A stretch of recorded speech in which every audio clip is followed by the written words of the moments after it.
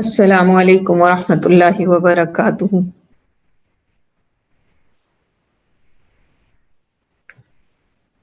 اللہ اکبر کبیرہ والحمد للہ کثیرا وسبحان اللہ بکرۃ واصیلا۔ سبحان اللہ وبحمدہ سبحان اللہ العظیم۔ اللہم صل علی محمد وعلی آل محمد کما صلیت علی ابراہیم وعلی آل ابراہیم انک حمید مجید۔ اللہم بارک علی محمد وعلی آل محمد کما بارکت علی ابراہیم وعلی آل ابراہیم انک حمید مجید۔ رب اشرح لی صدری ویسر لی امری واحلل عقدۃ من لسانی یفقہوا قولی۔ اللہم فقہنا فی الدین ربنا زدنا علما آمین یا رب العالمین۔ سیرت النبی صلی اللہ علیہ وآلہ وسلم کے سلسلے میں ہم نے دیکھا کہ ہجرت کے بعد بھی مسلمانوں کو سکون میسر نہیں آ سکا۔ ایک دلی اطمینان تو مل گیا، اور مومنوں کے لیے دراصل یہ دل کا اطمینان ہی وہ قوت ہوتی ہے جو پھر ان کو دنیا میں آنے والی ہر پریشانی کا ڈٹ کے مقابلہ کرنے کی ہمت عطا کرتی۔ مسلمان خوش تھے، الحمدللہ، اللہ کے شکر گزار تھے کہ ان کو ایک ایسا مقام اللہ سبحانہ تعالیٰ نے، ایک ایسی جگہ زمین کا ایک ایسا خطہ عطا کیا کہ جہاں وہ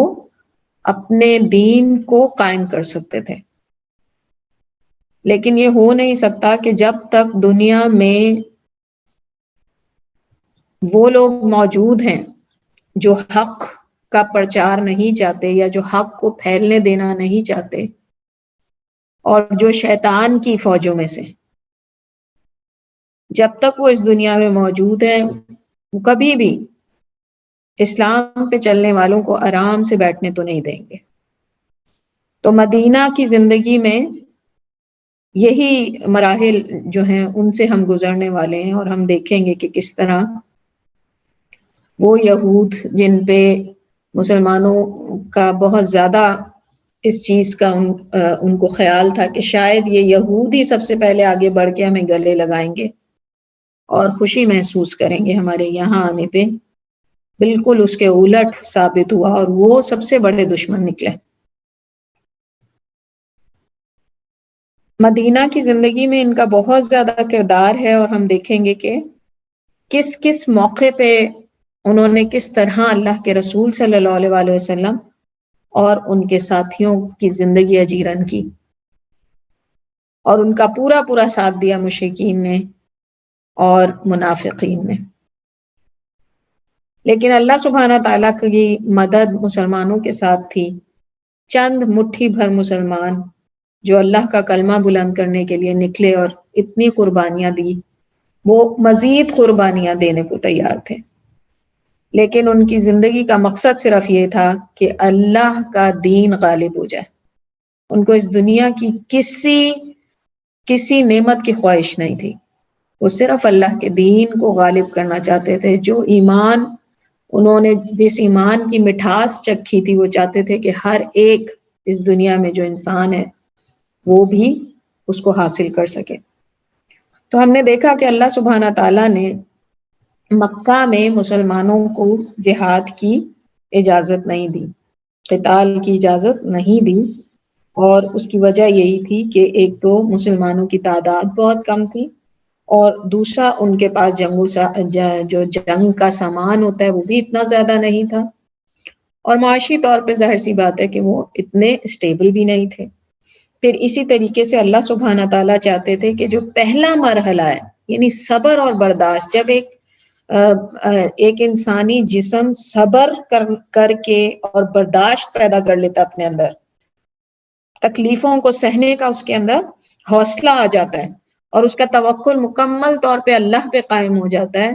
پھر اس کے بعد اسے جس بھی آزمائش کی بھٹی میں ڈال دیا جائے، اس کے لیے اس مشکل کو برداشت کرنا آسان ہو جاتا ہے۔ اور وجہ صرف ایک ہوتی ہے کہ اللہ نے اس کے دل میں ایمان کو قوت دے دی ہوتی۔ تو اللہ سبحانہ تعالیٰ یہی چاہتے تھے کہ پہلے انہیں جو ہے وہ صبر اور برداشت کے ذریعے سے مضبوط بنایا جائے.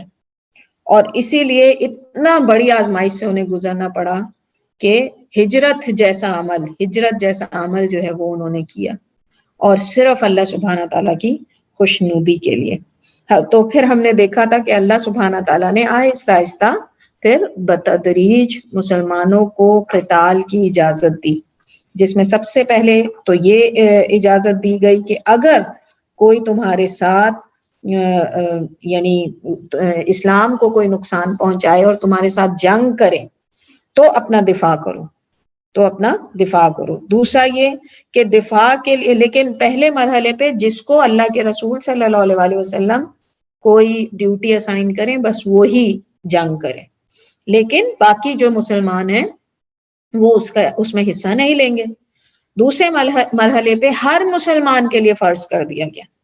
کہ اپنے دفاع کے لیے جنگ کرے، ہر مسلمان پہ. اور تیسرے مرحلے پر مشرکین سے عمومی طور پہ جنگ کرنا فرض کر دیا گیا. اور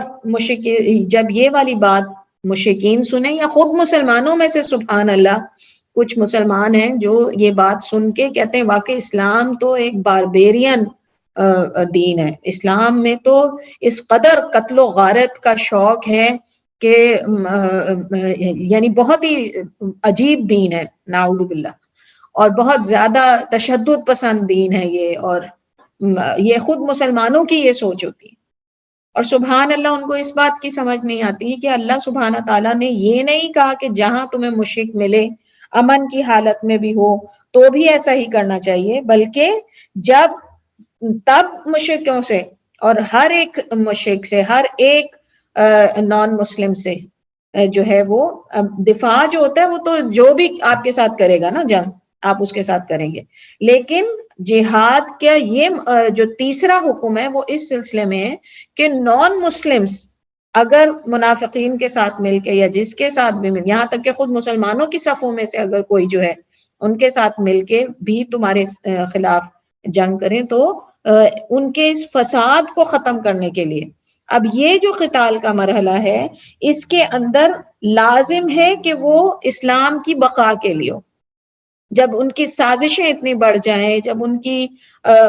کی ستم ظریفیاں ہی ختم نہ ہو رہی ہوں، کبھی وہ کسی طرح سے ظلم کریں، کبھی وہ معاشی طور پہ ظلم کریں، کبھی وہ سائیکولوجیکلی ظلم کریں، کبھی وہ میڈیا وار کریں، کبھی یعنی ہر لحاظ سے وہ اسلام کو سپریس کرنے کی کوشش کر رہے ہوں، پھر اس صورت کے اندر کیا مسلمان چپ کر کے بیٹھا رہے گا؟ تو اس صورت میں اگر قتال تک کا ہر قسم کا جہاد کرنا ہے، لیکن اگر نوبت قتال تک آ جائے تو وہ بھی کرنا ہو. اور اسی سلسلے میں پھر عمومی طور پہ جب بھی خطرہ محسوس ہو مسلمان کو اسلام کے بارے میں اس کے اوپر پھر واجب ہو گیا کہ وہ اس کا جواب دے، وہ اسلام کی بقا کے لیے کھڑا ہو. اور یہی جو ہے وہ قتال کی یہ شکل ہے. ورنہ جس طرح آج کل کہا جاتا ہے کہ اسلام تو ٹیررسٹ مذہب ہے اور اسلام کے اندر تو یہ حکم دیا جاتا ہے کہ جہاں تمہیں مشرک ملے اسے پکڑ کے مارو. اب وہ مشرک کون سا مشرک ہوگا؟ یہ وہ دشمن مشرک ہے جو کبھی جاسوسی کر رہا ہوگا، کبھی مسلمانوں کے راز جو ہے وہ چوری کر رہا ہوگا، کبھی مسلمانوں کے اندر فتنہ جو ہے وہ پیدا کرنے کی کوشش کر رہا ہوگا. تو ایسے مشرک کو ہم کیسے جانے دے سکتے ہیں؟ تو اس وجہ سے یہ اللہ سبحانہ تعالیٰ کے جو احکامات ہیں اس کی ڈیپتھ کو نہ سمجھنے کی وجہ سے، مسلمانوں کے نہ سمجھنے کی وجہ سے اس جہالت کو ان غیر مسلموں نے استعمال کیا جو اچھی طرح سمجھتے تھے کہ اللہ کا مقصد کیا ہے، لیکن چونکہ مسلمان جاہل ہے اس وجہ سے وہ مسلمانوں کے دل میں پہلے شک و شبہ ڈالتے رہے جہاد کی افضلیت کے بارے میں، اور پھر جب مسلمان مکمل طور پہ ان کے قابو میں آ گئے تو پھر اس کے بعد انہوں نے ٹیررسٹ دین کر کے اور جو ہے اس دین کو ٹیررسٹ بنا کے رکھ دیا. تو اللہ سبحانہ تعالیٰ کے ان احکامات کو سمجھنا بہت ضروری ہے. اور یقیناً وہ لوگ جنہوں نے یا تو ناسمجھی کی وجہ سے یا اسلام دشمنوں کے ہاتھوں میں کھیلنے کی وجہ سے جہاد کے نام پہ مسلمانوں پہ ہی مصیبتیں مسلط کی، یقیناً ان کا عمل غلط ہے، ہم ان کو کبھی صحیح نہیں کہیں گے، چاہے وہ مسلمان ہی ہوں، چاہے نماز پڑھتے ہوں، چاہے وہ قرآن پڑھتے ہوں، چاہے وہ کتنے ہی دیندار کیوں نہ ہوں. لیکن اگر انہوں نے دین کو بدنام کیا انہوں نے ایسا کوئی بھی کام کر کے، تو ہم ان کو کبھی بھی ان کی سائڈ نہیں لیں گے۔ جہاد کتنا عظیم عمل ہے، یعنی اللہ سبحانہ تعالیٰ کی نظر میں جہاد کی کیا اہمیت ہے، اس کا اندازہ ہمیں قرآن کی آیات اور احادیث سے بہترین طریقے سے ہو سکتا ہے۔ آپ یہ دیکھیے، سب سے پہلے تو آپ دیکھیں کہ جہاد کے لغوی معنی کیا ہے۔ لغوی یعنی اگر آپ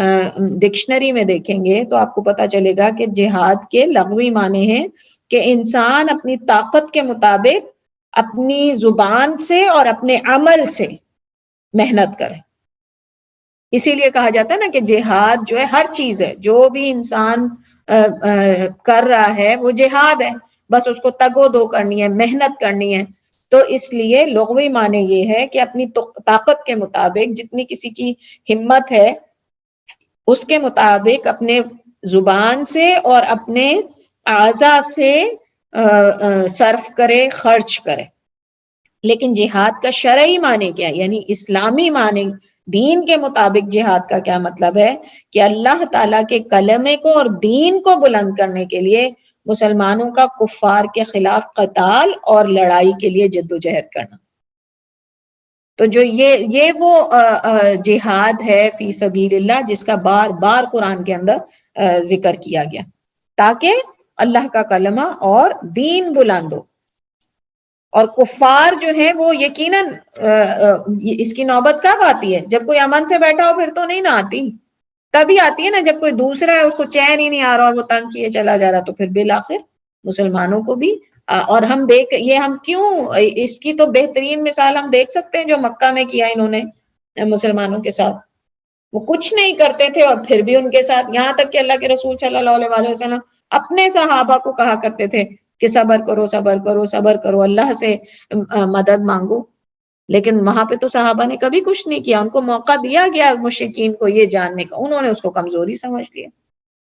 پھر شہادت کے لغوی معنی کیا ہیں؟ شہادت جو ہے اس کے بہت سارے مطلب ہیں، یعنی شہادت ایک تو یہ ہے کہ جو کوئی سچی خبر ہو یا جو ہے اعلان ہو یا جو ہے کوئی جا کے معائنہ کرے اور اس کے بارے میں گواہی دے یا کسی کے لیے گواہی دینا، اور موت فی سبیل اللہ، یہ سب جو ہے وہ شہادت کے لغوی معنی ڈکشنری میں، عربک ڈکشنری میں شہادت کے یہ لغوی معنی۔ شہادت کے شرعی معنی کیا ہیں کہ جو شخص کفار کے ساتھ لڑائی میں اور اسی وجہ سے مارا جائے تو اس کو شہید کہا جاتا ہے، اس کو شہید کہا جاتا ہے۔ شہداء کی بہت سی اقسام ہیں لیکن بیسیکلی امام نووی رحمۃ اللہ علیہ نے اس کو 3 قسموں میں ترغیب دیا ہے مختلف احادیث کی روشنی میں۔ ایک تو وہ کہتے ہیں کہ پہلی قسم وہ ہے کہ جب قتال ہو مسلمانوں کا اور اس لڑائی میں جو شخص جو ہے وہ قتل ہو جائے اور اس شخص کو آخرت کے ثواب میں اور دنیا کے احکام میں شہید کا حکم حاصل ہوتا ہے، یعنی اس کو دنیا میں آپ شہید کہیں گے اور آخرت میں اللہ سبحانہ تعالیٰ اس کو شہید کا درجہ دیں گے، ثواب دیں گے۔ اور ایسے ہی شہید کو نہ غسل دیا جاتا ہے اور نہ ہی اس کی نماز جنازہ ادا ہوتی ہے، جس حال میں وہ ہوتا ہے اسی حال میں اس کو دفنا دیا جاتا ہے۔ اور دوسرا جو شہید ہے وہ ہے کہ جو اجر اور ثواب تو اس کا شہید کا ہے لیکن ہم اس کو شہید کا درجہ نہیں دیں گے دنیاوی لحاظ سے، اس کو ہم یعنی اس کے ساتھ ہم شہید والا جو اس کا آخری سفر ہے وہ شہید والا نہیں ہوگا۔ اور وہ کون سے لوگ ہیں؟ جیسا کہ حدیث سے پتہ چلتا ہے، پیٹ کی بیماری سے مرنے والا یا طاعون کی بنا پہ ہلاک ہو، طاعون یعنی کوئی بھی وبائی بیماری سے مرنے والا، یا جس پر کوئی چیز گر جائے اور وہ ہلاک ہو جائے، یا جو شخص مال کی حفاظت کرتا ہوا مرے، اور پھر اسی طریقے سے وہ عورت بھی جو ہے یعنی جو دوران زچگی یعنی ڈیلیوری کے دوران جس کی ڈیتھ ہو جائے، تو ان سب کی ان لوگوں کو یہ جہاد یہ شہید کی ڈیفینیشن میں آئیں گے لیکن اجر و ثواب کے لحاظ سے، یعنی اللہ سبحانہ تعالیٰ ان کو اجر دیں گے شہید کا، لیکن ان کو غسل بھی دیا جائے گا اور ان کی نماز جنازہ بھی ادا کی جائے گی۔ تو پتہ چل رہا ہے کہ جو شہید ہیں ان کے اجر و ثواب اور مقام جو ہیں ان کے اندر ڈفرنس ہے۔ یعنی مختلف ہے، سب کا درجہ برابر نہیں ہے۔ پھر تیسری قسم جو ہے یہ اس شخص کی ہے کہ جو مال غنیمت میں خیانت کرتا ہو، اور جب وہ کفار کے ساتھ لڑائی میں قتل ہو جائے تو ایسے شخص کو بھی دنیا میں شہید ہی کہا جائے گا، اسے نہ تو غسل دیا جائے گا، نہ ہی اس کی نماز جنازہ ادا ہوگی، لیکن آخرت میں اس کے اجر و ثواب میں کمی ہو جائے گی۔ اب وہ اللہ سبحانہ تعالیٰ اس کی نیت کو دیکھتے ہوئے کہ یہ مال غنیمت میں جو اس نے خیانت کی وہ کس حد تک تھی اور کتنی یعنی اس نے ظاہر اپنی جان تو اس نے بہرحال جنگ کے میدان میں ہی دی نا، اللہ کی راہ میں لڑتے ہوئے، تو اس وجہ سے اس کے ثواب اور اس کا معاملہ جو ہے وہ اللہ سبحانہ تعالیٰ اس میں کمی فرما دیں گے۔ شہداء کے درجات اور شہداء کے مرتبے کیا ہیں، یہ تو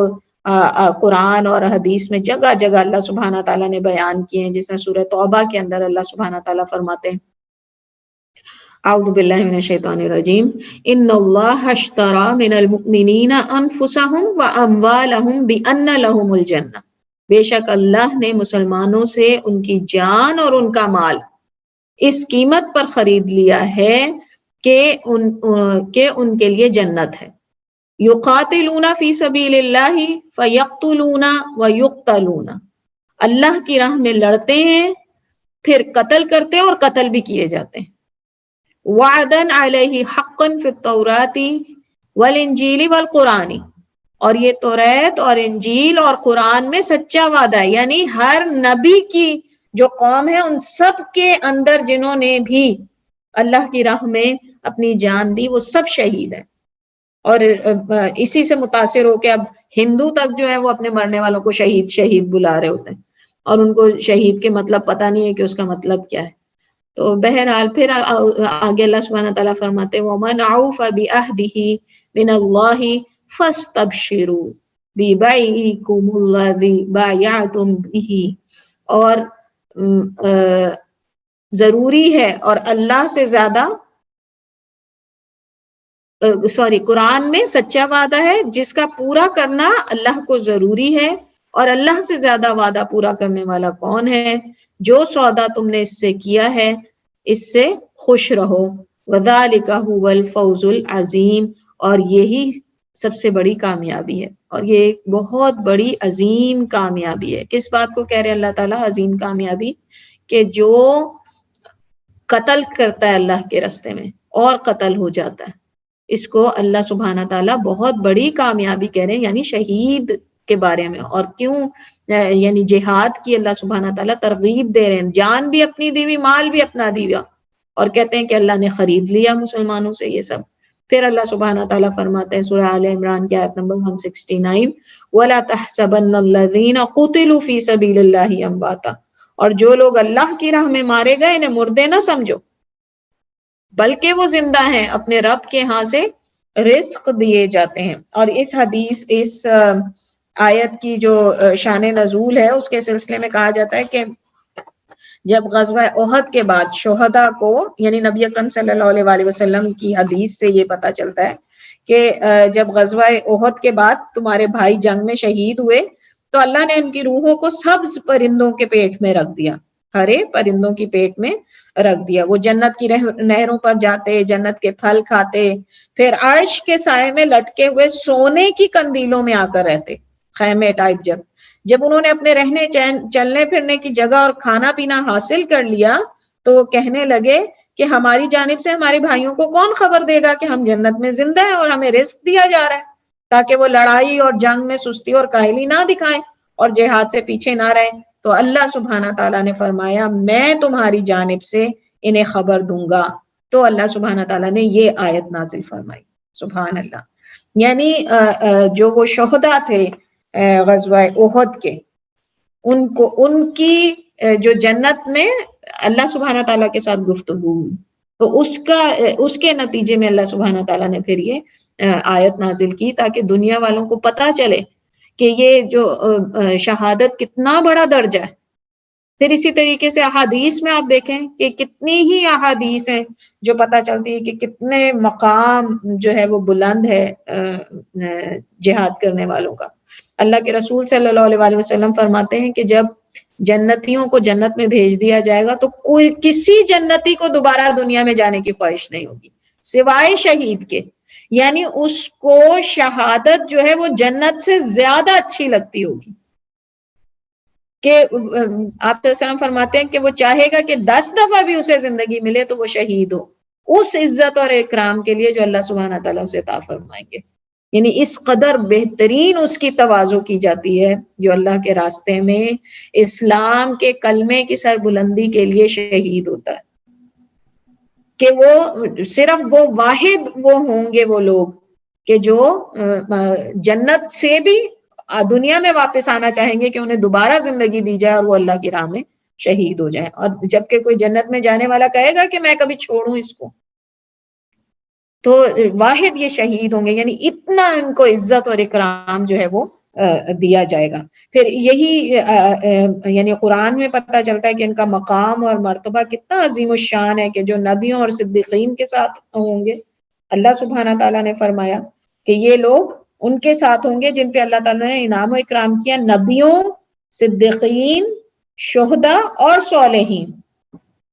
تو ان میں سب سے افضل جو مرتبہ ہے وہ انبیاء کا پھر صدیقین کا اور پھر شہداء اور صالحین کا. تو اللہ سبحانہ تعالیٰ نے جو جنت میں مرتبے بنائے ہیں درجات بنائے ہیں ان میں شہداء کے یعنی جو درجے ہیں وہ الگ ہیں. ان کے مقام یعنی ہیں سب شہید لیکن ان کے مقام اور مرتبے میں فرق ہوگا. کوئی جو ہے وہ دوران معرکہ شہید ہوئے ہم نے دیکھا نا کہ ان کی وجوہات بھی مختلف ہیں شہادت کی. تو اسی وجہ سے جو ہے ان کی اموات میں جتنی شدت اور سختی ہے اسی لحاظ سے ان کے اجر و ثواب میں کمی زیادتی ہوگی. تو اس سے یعنی آپ یہ دیکھیں کہ نبی اکرم صلی اللہ علیہ وسلم سے ایک دریافت کیا گیا کہ کون سا جہاد افضل ہے. تو آپ صلی اللہ علیہ وسلم نے فرمایا کہ جس کی گھوڑے کی پونچھیں کاٹ دی جائیں اور اس کا اپنا خون بہا دیا گیا. یعنی وہ اب بے بس تھا بالکل اور اس کی سواری کو بھی مار دیا گیا اور اس کو بھی مار دیا گیا لیکن اس نے میدان نہیں چھوڑا. تو کس قدر شدید یعنی مشکل میں اس نے اپنی جان دی. پھر اسی طریقے سے نبی اکرم صلی اللہ علیہ وسلم سے نعیم بن حمار جو ہے انہوں نے پوچھا کہ شہداء میں کون شہید افضل ہے یعنی شہیدوں میں بھی سب سے زیادہ افضل کون ہے. تو نبی اکرم صلی اللہ علیہ وسلم نے جواب دیا وہ لوگ جو لڑائی کی صف میں ہوں اور دشمن کا مقابلہ ہو جائے تو وہ قتل ہونے سے پہلے اپنے چہرے کو نہیں پھیرتے. سامنے نظر آ رہا ہے کہ اب میری موت آئی لیکن بھاگتے نہیں. یہی وہ لوگ ہیں جو جنت کے اونچے بالا خانوں میں جائیں گے اور ان کا رب ان کے لیے ہنسے گا. اور جب تیرا رب دنیا میں کسی بندے کے لیے ہنسے تو اس کا کوئی حساب و کتاب نہیں ہوگا. پھر اسی طریقے سے ہمیں پتہ چلتا ہے کہ جو منافق ہیں وہ اگر مسلمانوں کے ساتھ لڑنے جائیں اور ان کی جان چلی جائے تو کیا وہ بھی شہید ہوں گے.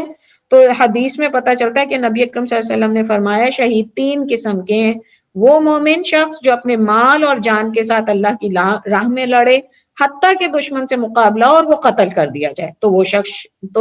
یہ شخص وہ شہید ہے جو اللہ کے عرش کے نیچے خیمے میں فخر کے ساتھ رہے گا. اس شخص سے نبی نبوت کی وجہ سے صرف ایک درجہ افضل ہوں گے. یعنی تمام جو اللہ کے نیک بندے ہیں ان میں سب سے اونچا درجہ نبیوں کا ہے اور دوسرا درجہ جو ہے وہ ان شہیدوں کا ہے جو اپنے مال اور جان کے ذریعے اللہ سبحانہ تعالیٰ کے ہاں قربان ہو جاتے ہیں.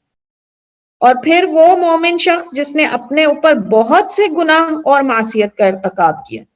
اور پھر اپنے مال اور نفس کے ساتھ اللہ کی راہ میں جہاد کرتے ہوئے دشمنوں کے مقابلے میں مارا گیا تو اس کے گناہ اور معصیت ختم کر دیے جائیں گے. بلا شبہ تلوار نے اس کے گناہ مٹا ڈالے اور جنت کے جس دروازے سے چاہے داخل ہو جائے. آپ نے دیکھا پہلی کیٹیگری والے اللہ کے عرش کے نیچے ان کے خیمے اور آپ کو پتا ہے کہ اللہ کے عرش کے نیچے جنت ہے نا تو یعنی جنت سے بھی اونچے مقام پہ ہیں وہ کیونکہ جنت کے 8 دروازے ہیں اور جہنم کے 7 دروازے جو کہ ایک دوسرے سے افضل اور بہتر ہیں. تو پھر وہ کہتے ہیں کہ اور وہ منافق شخص جس نے اپنے مال اور جان کے ساتھ جہاد کیا حتیٰ کہ دشمن کے مقابلے میں اللہ کی راہ میں لڑتا ہوا قتل کر دیا گیا تو یہ شخص جہنم میں ہی ہے، تلوار نفاق کو ختم نہیں کرتی۔ اتنی بری چیز ہے منافق اور اس کا نفاق۔ بے شک وہ اتنا عظیم عمل کرے لیکن دل کے اخلاص نہ ہونے کی وجہ سے وہ جو ہے وہ جہنم میں جائے گا۔ تو ان ساری باتوں سے ہمیں پتہ چلتا ہے کہ شہید جو ہیں ان کے بھی مرتبے مختلف ہوں گے اور ان کو بھی مختلف درجات دیے جائیں گے۔ پھر اسی طریقے سے اللہ کے رسول صلی اللہ علیہ وسلم نے ایک دفعہ فرمایا کہ حمزہ بن عبد المطلب سید الشہداء ہیں، اور وہ شخص جو ایک ظالم حکمران کے سامنے اٹھ کھڑا ہو اور اسے امر بالمعروف کا حکم دے اور نہی عن المنکر یعنی برائی سے منع کرے تو وہ حکمران اسے قتل کر دے، تو اس شہید کا بھی یعنی بہت عظیم مرتبہ ہے۔ اب یہ جو اللہ سبحانہ تعالیٰ نے کہا کہ وہ جو ہیں وہ زندہ ہیں انہیں مردہ نہ کہو، تو یہ جو برزخی زندگی اس کے بارے میں علماء کرام کہتے ہیں کہ اللہ کو پتہ ہے، لیکن جس طرح ایک حدیث کے اندر اللہ سبحانہ تعالیٰ نے اللہ کے نبی صلی اللہ علیہ وسلم نے ہمیں بتایا کہ جو 6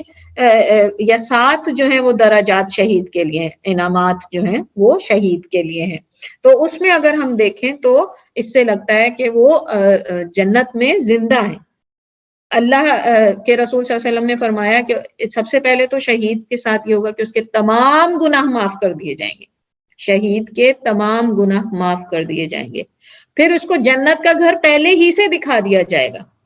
اور جس طرح کہ ابھی ہم نے دیکھا کہ وہ جو ہیں جنت میں غزوہ احد کے جو شہداء ہیں وہ جنت میں جاتے ہیں، چلتے ہیں، پھرتے ہیں، پھر آ کے اللہ کے عرش کے نیچے اپنے خیموں میں بیٹھ جاتے ہیں، تو ان کو پتا ہوگا کہ جنت میں ہمارا کون سا گھر ہے، پہلے ہی دکھا دیا جاتا ہے۔ پھر اس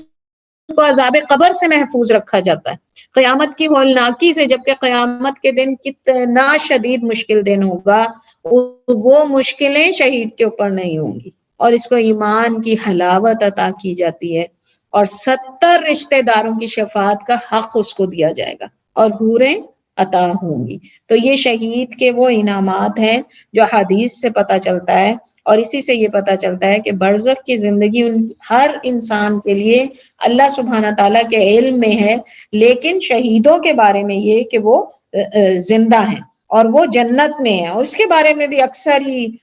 جو ہے وہ احادیث ملتی ہیں کہ صحابہ کرام کہنے لگے کہ ہم نے اس کے متعلق پتہ کیا تو آپ صلی اللہ علیہ وسلم نے فرمایا ان کی روحیں سبز پرندوں کے پیٹ میں ہیں اور ان کی قندیلیں عرش کے ساتھ معلق ہیں، وہ جنت میں جہاں چاہیں پھرتے اور سیر کرتے ہیں اور پھر ان قندیلوں میں آ کر رہتے ہیں، یعنی وہ اپنے گھر بھی دیکھتے ہیں، سارا کچھ دیکھتے ہیں، گھومتے ہیں پھرتے ہیں، اور کس انتظار میں کہ قیامت آئے گی اور پھر ان کو ان گھروں میں بھیج دیا جائے گا۔ تو یہ ان چیزوں سے یہ پتہ چلتا ہے کہ اللہ سبحانہ تعالیٰ نے ان کی روحوں کو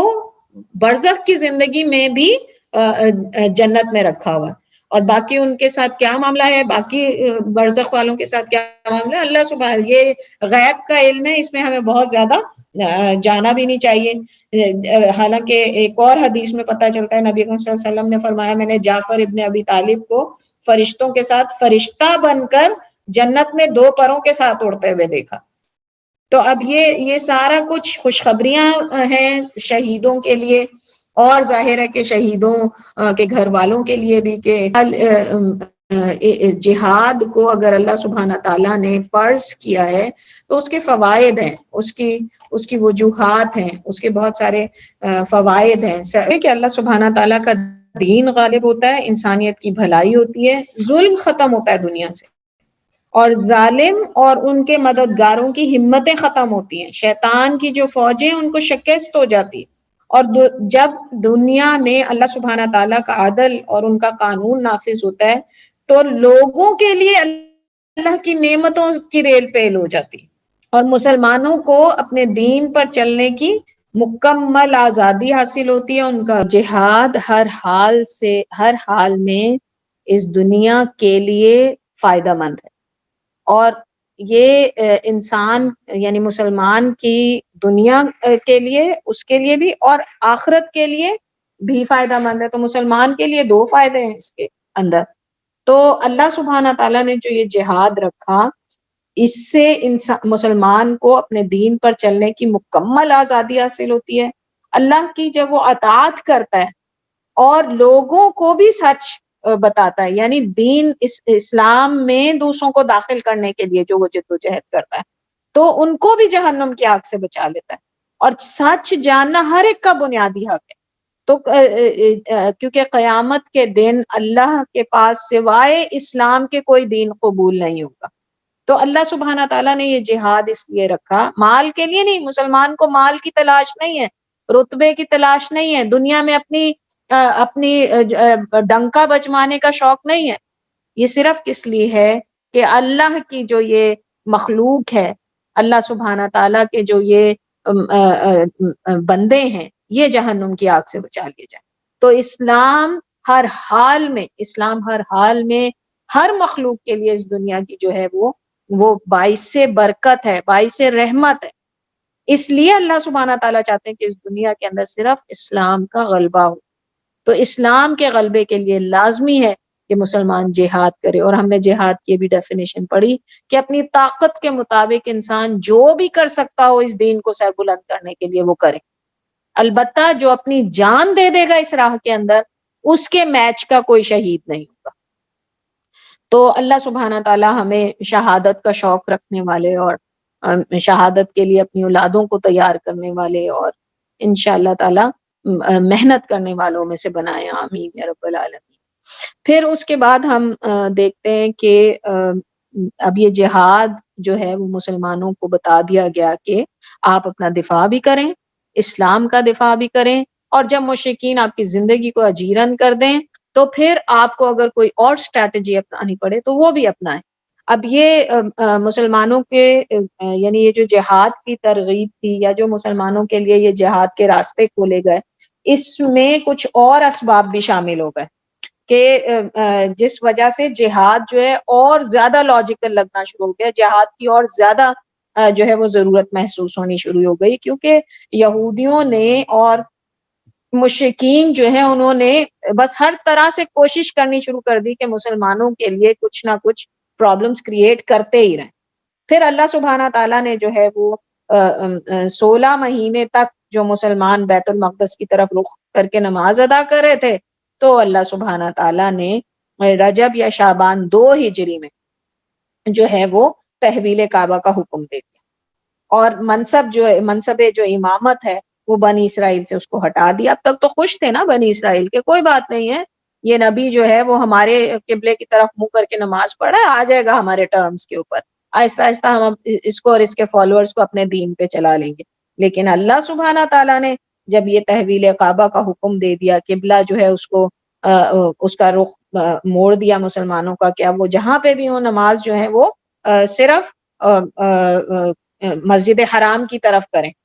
اور اللہ سبحانہ تعالیٰ نے یہ حکم دیا سورہ بقرہ کی آیت نمبر 144 میں، لو ہم تمہیں اسی قبلے کی طرف پھیر دیتے ہیں جسے تم پسند کرتے ہو، سو مسجد حرام کی طرف رخ پھیر دو اور جہاں کہیں بھی تم ہو اسی کی طرف منہ کر کے نماز پڑھا کرو. اب اس تبدیلی سے جو ہنگامہ ہونا تھا اس کا ذکر بھی اللہ سبحانہ تعالیٰ نے پہلے ہی قرآن میں کر دیا. اللہ تعالیٰ نے فرمایا سَيَقُولُ السُّفَهَاءُ مِنَ النَّاسِ مَا وَلَّاهُمْ عَنْ قِبْلَتِهِمُ الَّتِي كَانُوا عَلَيْهَا. یعنی یہ جو بے وقوف لوگ ہیں اور جو نادان لوگ ہیں یہ یقیناً بہت شور مچائیں کہ ان لوگوں نے کس سبب سے قبلہ بدل دیا. طرح طرح کی چہ میں گوئیاں ہوں گی، عجیب عجیب قسم کے رد عمل ہوں گے، اور مسلمانوں کو جو ہے وہ آنے والے طوفان کے لیے جو ہے وہ تیار بھی کر دیے گیا، ساتھ ساتھ کہ اللہ سبحانہ تعالیٰ نے ریزن بھی بتا دیا. انہیں بتایا کہ دیکھو بیت المقدس کو قبلہ بنانے سے مطلب یہ تھا کہ عربوں کا جو ایک اپنے اوپر وہ ہے نا کہ ہم مکہ کے متولی ہیں اور ہم ہی دراصل دنیا کی سرداری کے لیے، ان کے بت کو توڑا جائے. اور اپنی جو یہ قومیت پہ ان کو بہت زیادہ ناز تھا، اپنے عرب ہونے پہ ان کو بہت زیادہ ناز تھا، قریشی ہونے پہ اپنے آپ کو بہت عظیم سمجھا کرتے تھے. تو اللہ سبحانہ تعالیٰ جو ہیں انہوں نے ان کی انا کو توڑا پہلے جب مسلمانوں کو بیت المقدس کی طرف منہ کرنے کو کہا. اور وہی حکمت عملی تھی کہ کم از کم جو یہودی اس عمل کو دیکھ کے اگر ان کے دل اسلام کی طرف آ جائیں تو ان کے لیے فائدہ مند ہو جائے، ورنہ چھٹ جائیں گے. جو واقعی اللہ سے اور اللہ کے دین سے اور اللہ کے نبیوں سے محبت کرنے والے، وہ چھٹ جائیں گے پھر اس کے بعد. تو پھر جو ہے وہ اب جب 16 مہینے تک بھی ان یہودیوں نے بجائے اس کے کہ کوئی فائدہ ہوتا ان کے اس بیت المقدس کی طرف مسلمانوں کے نماز پڑھنے کے، اس سے ان کے دین کو کوئی فائدہ ہوتا، مسلمانوں کو تو فائدہ ہی فائدہ تھا. وہ تو اپنے رب کی اطاعت کر رہے تھے، چاہے وہ بیت المقدس کو اللہ کہے یا بیت الحرام کو اللہ سبحانہ تعالیٰ کرے، وہ تو جدھر وہ کہیں گے وہ اپنا رخ پھیر لیں گے. تو ان کو تو کوئی فائدہ نہیں ہوا، اور بہت ہی چند یہودی جو تھے اور ان میں کچھ عالم ان کے جو ہے وہ اسلام لے کر آئے، اور اسی طرح کرسچنز کے 1-2 عالم جو ہیں وہ اسلام لے کر آئے، باقی ان پہ اثر نہ ہوا. تو اب جب یہ بیت المقدس سے کعبے کی طرف پھر رخ پھیر دیا گیا، تو اب جو ہے ان بنی اسرائیلیوں کی انا کا بت بھی توڑ دیا اللہ سبحانہ تعالیٰ نے. تو یہ دونوں کام جب ہو گئے، اور عربوں کے اور اسرائیلیوں کے جو یہ انا پرست لوگ ہیں، ان کو چھانٹ دیا گیا، اور اس کو نفاق جو لگ سکتا تھا، نفاق کا ایک جو بڑا عنصر شامل ہو سکتا تھا اسلام کے اندر، ان کو نکال دیا گیا. اب اللہ سبحانہ تعالیٰ نے کہا کہ ٹھیک ہے، اب اس دین میں صرف وہی لوگ رہیں گے جو اللہ کے حکم اور نبی اکرم صلی اللہ علیہ وسلم کی سنت پہ ہیں، جو حقیقت میں ایمان رکھتے ہوں، جو یہ جن کے لیے مشرق مغرب سب اللہ کا ہو. جب اللہ کہے مشرق کو مڑ جاؤ، وہ مشرق کو مڑتے ہو، جب اللہ کہے مغرب کو مڑ جاؤ، وہ مغرب کو مڑتے ہو. اس ظاہری قسم کی جو نیکیاں ہیں وہ نہ ان کا مقصد، بلکہ ان کی روح جو ہے، یعنی ان کو اطمینان ملے ایسی نیکی کر کے کہ جس میں اللہ کی اطاعت ہو، رسول صلی اللہ علیہ وسلم کی جو ہے وہ اتباع ہو، اور اللہ کی رضا ان کو ملے. تو ایسے لوگوں نے پھر ظاہر ہے وہ اپنا مال جان ہر قسم سے خرچ کرنے کے لیے تیار ہوں. پھر اللہ سبحانہ تعالیٰ نے یعنی اس چیز کا حکم دیا کہ اگر تمہیں ایک دوسرے سے بڑھنا ہی ہے تو نیکیوں میں بڑھو. یہ تم کن چیزوں کے پیچھے پڑے ہوئے ہو؟ یہ یہودیوں کو، کیونکہ انہوں نے جب اللہ سبحانہ تعالیٰ نے یہ حکم دیا کہ اب قبلہ جو ہے وہ بدل دیے، تو جناب مشرکین، یہودی، منافق، سارے کے سارے جو ہیں وہ تو پل پڑے مسلمانوں کے اوپر. مشرکین نے کہا لو شکر اب تو ان کے ہوش واپس آئے، کہ ان کو سمجھ آ گئی کہ مکہ ہی جو ہے وہ دراصل اسی کی طرف ان کو لوٹنا تھا، تو اب یہ آہستہ آہستہ خود بخود ہی ہمارے مذہب کی طرف واپس لوٹ آئیں گے. وہی خوش فہمی جو بنی اسرائیل کو تھی. پھر یہودیوں نے کہا کہ یہ جو ہماری مخالفت میں یہ نبی اتنا بڑھ گیا کہ اس نے جو ہے وہ قبلہ ہی بدل دیا. اگر یہ نبی ہوتا تو کبھی بھی یہ قبلہ نہ بدلتا، کیونکہ یہ تو سارے نبیوں کا یہی قبلہ تھا. پھر اسی طریقے سے جو منافق تھے وہ کہنے لگے ہمیں تو سمجھ نہیں آ رہی یہ کرتے کیا پھر ہیں، یہ ان کے نبی کر کیا رہے ہیں؟ کبھی ادھر کو قبلہ کر دیتے ہیں، کبھی ادھر کو قبلہ کر دیتے ہیں. اگر پہلا قبلہ صحیح تھا تو اب وہ کیوں چھوڑا تھا، اور اگر اب دوسرا صحیح تھا تو اس کو کیوں چھوڑ دیا ہے؟ یہ قبلہ نہ ہو گیا، پتہ نہیں کوئی کھیل ہی ہو گیا، جب جی چاہا ادھر کو منہ کر لیا، جب دل چاہا ادھر کو منہ کر لیا. یہ کوئی مذہب تو دین وین نہیں ہے یہ تو دراصل ایک کھیل ہے، مرضی کا کھیل ہے، جو دل چاہے کرتے پھرو. تو واحد مسلمان ہی تھے جو ایمان اور یقین جن کے دلوں کو اللہ سبحانہ تعالیٰ نے عطا کیا تھا، انہوں نے کہا ہم نے حکم سنا، اللہ کی اطاعت قبول کی، ہم اس پر ایمان لائے، جو کچھ بھی ہمارے رب کی طرف سے. تو یہ ایسی پروپیگنڈے اور ایسے وہ سارا کچھ، حالانکہ سب کو یہ بات پتا تھی کہ جو سب سے پہلے جو عبادت گاہ مسلمانوں کے لیے تعمیر ہوئی انسانوں کے لیے، وہ تو قبلہ ہی تھا. لیکن جب کسی کو دشمنی کرنی ہو تو پھر ان کو تو کوئی موقع ملنا چاہیے. اب جب انہوں نے دیکھا کہ یہ قبلہ بھی بدل گیا ہے، تو انہوں نے کہا کہ یہودیوں نے کہا کہ مسلمانوں کے خلاف اب کوئی ایک بڑا قدم اٹھانا چاہیے، کیونکہ اب ان کی تو ساری کی ساری امیدیں ختم ہو گئیں جو ان کو مسلمانوں سے لگی ہوئی تھی، اور پتہ چل گیا کہ مسلمان کوئی آسان شکار نہیں ہے، اب وہ ایک طاقت بنتے جا رہے ہیں. اب اللہ سبحانہ تعالیٰ جو ہے وہ تو نہیں یہ سوچتے ہوں گے کہ اللہ سبحانہ تعالیٰ ان کو مضبوط کرتا چلا جا رہا ہے، لیکن ان کو نظر آنا شروع ہو گیا تھا کہ اب ہم ان کے ساتھ کسی قسم کی کوئی فوائد نہیں حاصل کر سکتے، اب یہ ہمارے ساتھ نہیں چلیں گے. اب ہمیں جو ہے مدینہ میں یا تو ان کے ساتھ مخالفت کرنی پڑے گی یا ان میں شامل ہونا پڑے گا. اور مسلمانوں کو بھی پتہ چل گیا کہ یہ جو یہودی ہیں اور جو بڑے متقی بنے پھرتے ہیں، اللہ کے دین کے جو ہے وہ سب سے بڑے رکھوالے بنے پھرتے ہیں، ان سے کسی قسم کی تعاون اور حمایت کی امید باندھنا فضول ہے. اور ان کے جو جذبات ہیں وہ صرف کاروبار سے رکے. اور لیکن اس کے باوجود اللہ کے رسول صلی اللہ علیہ وسلم نے کبھی بھی مسلمانوں کو، صحابہ کرام کو یہ نہیں کہا کہ تم بھی ان کے ساتھ وہی رویہ اپناؤ جو یہ تمہارے ساتھ کرتے ہیں، اسی طریقے سے جیسے یہ تم پر بدتمیزیاں اور بےہودگیاں تمہارے ساتھ کرتے ہیں تم بھی کرو. کبھی نہیں آپ صلی اللہ علیہ وسلم نے کہا، بلکہ ہمیشہ ان کو یہی کہا کہ تم بہتر طریقے سے پیش آؤ. اب یہ جو ان کے اندر خود تو کچھ وہ تھا نہیں، نہ یہ کوئی کسی قسم کے کوئی اچھا کام کرنا چاہتے تھے، اور ان کا دین بھی اتنا کھوکھلا تھا کیونکہ اصل دین تو انہوں نے بدل کے رکھ دیا تھا. تو جب وہ کچھ نہیں کر سکے اور نہیں مسلمانوں کو کسی طرح کا وہ کر سکے، تو اب انہوں نے یہ کرنا شروع کیا کہ اچھا کوئی اور تدبیریں اپناتے ہیں. تو نبی اکرم صلی اللہ علیہ وآلہ وسلم کے ساتھ اور صحابہ کرام کے ساتھ تو ان کا معاملہ تھا ہی، نبی اکرم صلی اللہ علیہ وسلم کے ساتھ بھی پھر انہوں نے بدتمیزیاں شروع کر دی. جب آپ صلی اللہ علیہ وآلہ وسلم سے ملتے تو کہتے السلام علیکہ، سارے لوگ کہتے ہیں السلام علیکہ، یہ ذرا زبان کو گھما کے کہتے السلام علیک، کہ تمہیں موت آئے، نعوذ باللہ. پھر اچھا اب یہ کون ہے؟ یہ وہ لوگ ہیں کہ ان کو تو خوش ہونا چاہیے تھا کہ نبی اکرم صلی اللہ علیہ وآلہ وسلم، ان کے باپ دادا حضرت موسیٰ، حضرت ابراہیم، حضرت یعقوب، حضرت یوسف، حضرت اسحاق، حضرت اسماعیل، ان کا پیغام کی تجدید کے لیے آئے. یہ تو انہی کے پیغام کو آگے لے کر آئے، تو ریت کی اصل روح کو جو ہے جگانا چاہتے ہیں. اور یہ اللہ سبحانہ تعالیٰ ہی کے دین کو لے کے چلیں. اگر تمہیں واقعی اتنی محبت ہے اپنے دین سے، ان کو تو خوش ہونا چاہیے تھا کہ جو یہودیوں نے اپنا فریضہ نہیں ادا کر سکے وہ یہ ادا کریں اور انہی کا چھوڑا ہوا کام کریں. الٹا یہ کہ ان کو جو ہے وہ اس طریقے سے موت تک کی بد دعائیں دیا کرتے تھے نبی کو ان کے منہ کے اوپر. اسی طرح ایک دفعہ انہوں نے جب یوں بولا تو حضرت عائشہ کو بڑا ہی غصہ آیا. وہ پردے کے پیچھے سے انہوں نے سنا کہ اس طرح وہ کہہ رہے ہیں نبی اکرم صلی اللہ علیہ وسلم کو، تو بہت ہی یعنی شدید غصے میں کہنے لگی کم بختو، تم پر موت وار ہے. تو نبی اکرم صلی اللہ علیہ وآلہ وسلم نے سنی یہ بات، تو انہوں نے کہا عائشہ نرمی سے کام لو. تو انہوں نے کہا، حضرت عائشہ کہنے لگی کہ میں نے یہ بات سنی، مجھ سے تو برداشت نہیں ہوگی. تو اللہ کے رسول صلی اللہ علیہ وسلم نے فرمایا میں نے بھی سنی، لیکن میں وعلیک کہہ دیتا ہوں اور بات ختم ہو جاتی ہے. یعنی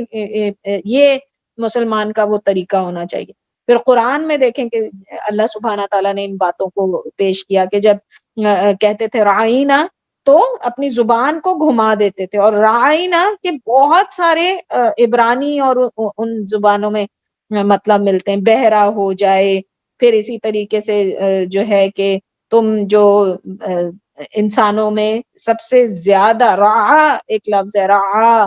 اس سے بنتا ہے کہ تم انسانوں میں سب سے گرے ہوئے انسان، یعنی نبی اکرم صلی اللہ علیہ وآلہ وسلم کے لیے یہ کہا کرتے.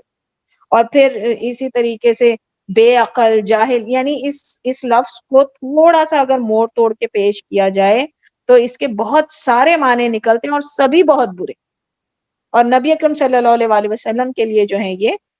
یہ سارے الفاظ استعمال کیا کرتے تھے. اور یہ کون کر رہے ہوتے تھے؟ یہودیوں کے بڑے بڑے علماء کرام، اور ان کی سوچیں اور ان کی نفسیات غنڈوں جیسی تھی بالکل، کہ کس طرح نبی اکرم صلی اللہ علیہ وآلہ وسلم کے ساتھ یہ بدتمیزی کرتے تھے، اور یہ ان کا علم تھا. پھر اسی طریقے سے نبی اکرم صلی اللہ علیہ وسلم کی بات سن کے کہتے تھے کہ ہم نے سمینا وعصینا، ہم نے سن تو لی آپ کی بات لیکن ہم آپ کی اطاعت نہیں کریں گے، اور ہم نے آپ کی بات کو رد کر دیا. تو اگر مسلمانوں میں سے کوئی سن لیتا اور وہ کہتا نا کہ کیا یہ آپ نے اس طرح سے کہا، تو فوراً کہتے تمہارا دماغ خراب ہو گیا، ہم نبی کے بارے میں ایسی بات کہیں گے، تم ہمیں اتنا بے وقوف سمجھتے ہو، یعنی تم ہم پر اتنے گھٹیا الزام لگا رہے ہو اپنی ہم سے نفرت کے سلسلے میں، اور تم لوگوں میں تو بالکل بھی علماء اور بزرگوں کا احترام نہیں رہا، تم تو اپنے علاوہ کسی کو شریف اور نیک سمجھتے ہی نہیں ہو. یعنی اس قسم کے طریقے سے جو ہے وہ مسلمانوں کے لیے وہ کیا جاتا. پھر آپ یہ دیکھیے کہ یہ جو ان کے بزرگ تھے ان کا حال یہ تھا کہ ان میں بالکل شرافت تہذیب ختم ہو چکی تھی، اور ان کی قول اور فعل کے اندر اتنا تضاد پیدا ہو چکا تھا کہ ہر کوئی اس کو محسوس کر سکتا تھا. اور پھر اللہ سبحانہ تعالیٰ نے ان کو بزدل بنا دیا تھا. اتنے یہ بزدل بن چکے تھے، منہ پہ تو کہہ نہیں سکتے تھے، تو پھر جہاں پہ بھی موقع ملتا دل کے جو جذبات ہوتے کہیں نہ کہیں پر جو ہے وہ نکال دیا کرتے تھے، خصوصی طور پہ اپنی بد زبانی اور گندی لینگویج یوز کر کے. تو اللہ اب ظاہر ہے ایسے لوگ جو ہیں ان سے آپ یہ ایکسپیکٹ کریں کہ وہ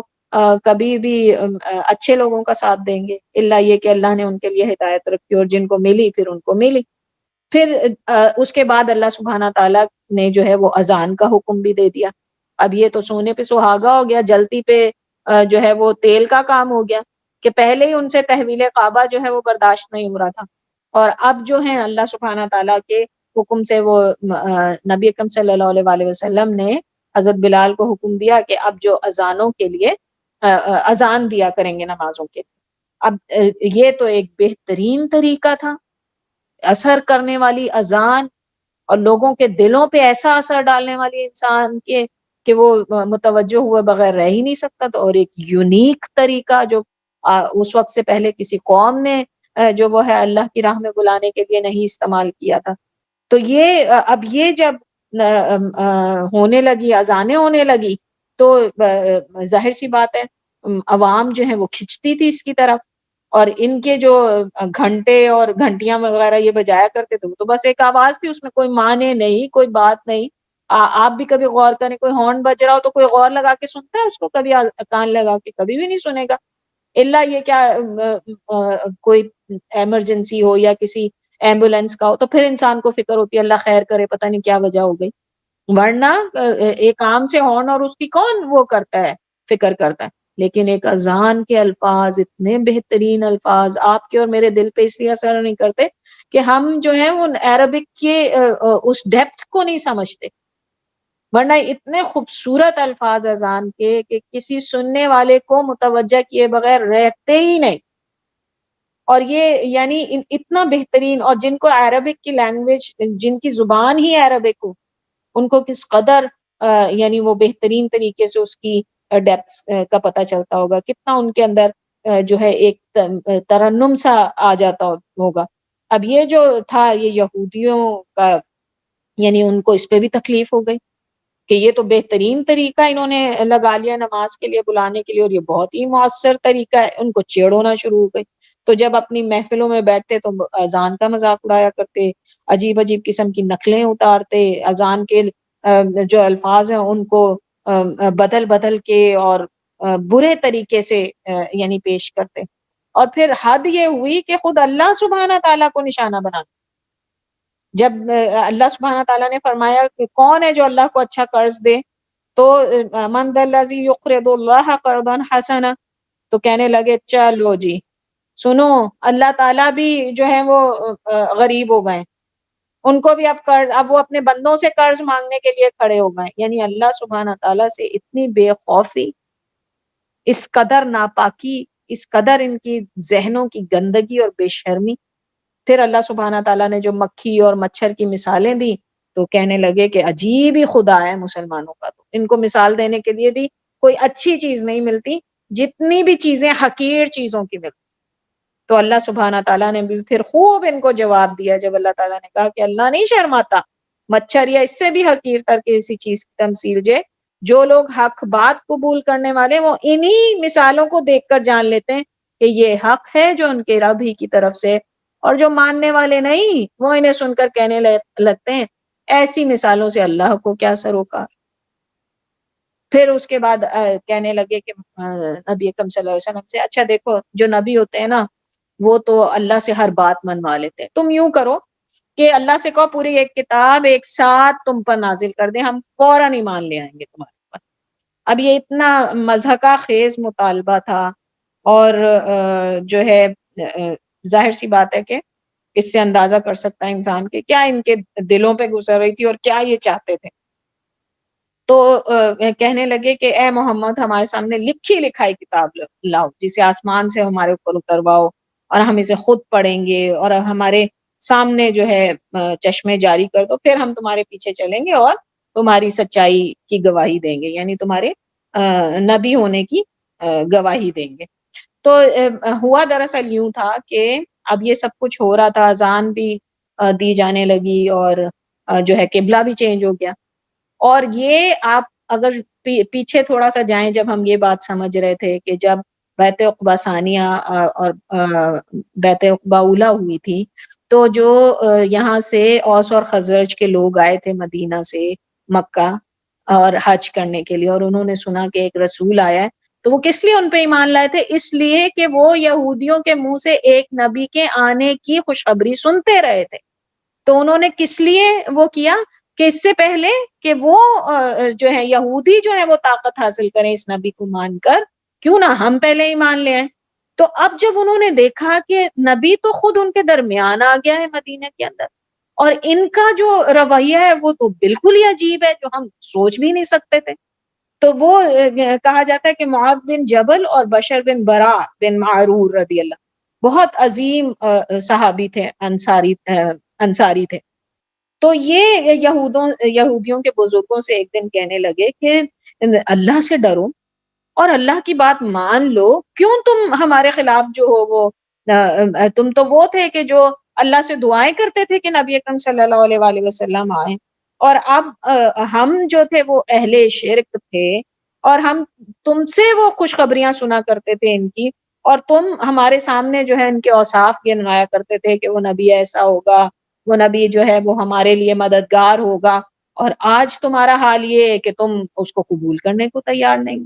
اب جب یعنی ایسی باتیں انہوں نے سنی، اور بہت سارے لوگوں نے اسی طریقے سے ان کے سامنے کہ یہ تم کیا کرتے پھر ہو، ہم تو تم سے ایکسپیکٹ کر رہے تھے کہ ہم سے زیادہ بڑھنے والے ہوگے تم مسلمانوں کی مدد کے اندر۔ تو اب ان کو محسوس ہوا کہ لوگ جو ہیں ان کی رائے بدلنا شروع ہو گئی، ان کو پتہ چل گیا کہ یہ جو ہے ہماری منافقت جو ہے کہیں ان کے اوپر کھل نہ جائے۔ تو انہوں نے کہا کہ کہنے لگے کہ دراصل اللہ کے رسول جن کو تم اللہ کے رسول کہتے ہو وہ تو کوئی ایسی نشانی ہی نہیں لے کر آئے جو نبیوں والی ہو، جس کے ذریعے ہم اس کو بحیثیت نبی کے پہچان سکیں، اس لیے یہ وہ شخص نہیں ہے جس کے بارے میں ہم کہتے تھے کہ وہ آئے گا۔ تو تم بھی اس کو چھوڑ دو، تم بھی اس کو نبی نہ مانو، اور جو ہے ایک فیصلہ کن نشانی جب تک یہ نہیں لائیں گے تب تک ہم تعین نہیں کر سکتے۔ اب یہ ان کا کام تھا تعین کرنا کہ کون نبی ہے۔ ان کے سامنے قرآن نہیں تھا، ان کے سامنے نبی اکرم صلی اللہ علیہ وسلم کا کردار نہیں تھا، ان کے سامنے لوگوں کی جد و جہد اور ایک آدمی کے کہنے پہ پورے کا پورا جو ہے وہ شہر اپنا ملک اور اپنی جگہ چھوڑ کے ہجرت کر کے مدینہ آ گیا، ایک عام آدمی کے کہنے کے سامنے۔ اور کون سی نشانیاں ان کو چاہیے تھی؟ مٹھی بھر مسلمان کتنا ظلم اور تشدد سہا، بغیر ہتھیاروں کے کس طریقے سے انہوں نے جو ہے وہ مقابلہ کیا مشرکین اور ان کا، اور کس طرح اپنے صبر اور حوصلے کی وجہ سے کیسی کیسی تکلیفیں انہوں نے جھیلی۔ تو ان کے سامنے یعنی کوئی نشانی نہیں تھی اللہ کے رسول صلی اللہ علیہ وآلہ وسلم اور ان کی نبوت میں اور ان کی جماعت کے اندر، لیکن بس ان کو تو ہر حال میں مسلمانوں کو بس یہ باور کرانا تھا کہ یہ رسول نہیں ہے اور ان کی بات نہ سنیں۔ اور یہاں تک بھی انہوں نے کہا کہ اللہ سے کہو کہ اگر وہ ہمیں خود دکھائی دے، ان سے اللہ سے مطالبہ کرو کہ ہمیں دکھائی دے، وہی جو پہلے ان کے بزرگوں نے کیا تھا۔ پھر کہنے لگے کہ محمد صلی اللہ علیہ وسلم اگر تمہیں قرآن کوئی جن یا انسان نہیں سکھاتا تو یعنی کیا واقعی تمہیں کوئی جن یا انسان جو ہے وہ قرآن نہیں سکھاتا؟ تو نبی اکرم صلی اللہ علیہ وسلم نے کہا تم اچھی طرح سمجھتے ہو یہ اللہ کی طرف سے اور میں اللہ کا رسول ہوں۔ ہاں اپنی تم اس یوں کرو اپنی کتابیں کھول کے دیکھو تمہیں پتہ چل جائے گا۔ تو کہنے لگے کہ پھر حقیقت یہ ہے کہ جب اللہ اپنے کسی رسول کو بھیجتا ہے تو جو رسول چاہے وہی کر لیتا ہے، سو تم آسمان سے ہمارے اوپر لکھی ہوئی کتاب کو اترواؤ اور ہم اسے پڑھیں گے اور پہچان لیں گے۔ اب یہ ان کا یہ کہنا تھا، اور انہوں نے کہا ہمارے پاس تو زبردست قسم کی لاجک آ گئی ہے، اور اس طرح سے جو ہے وہ لوگوں کے اندر تھوڑی دیر کے لیے خاموشی پیدا ہو گئی، کیونکہ جو آ کے ان کو کہتے تھے یہودیوں کو کہ تم تو پہچان چکے ہو گے یہ نبی، انہوں نے ان کو یہ یعنی یہ بہانہ بنا دیا کہ نہیں، اس نبی میں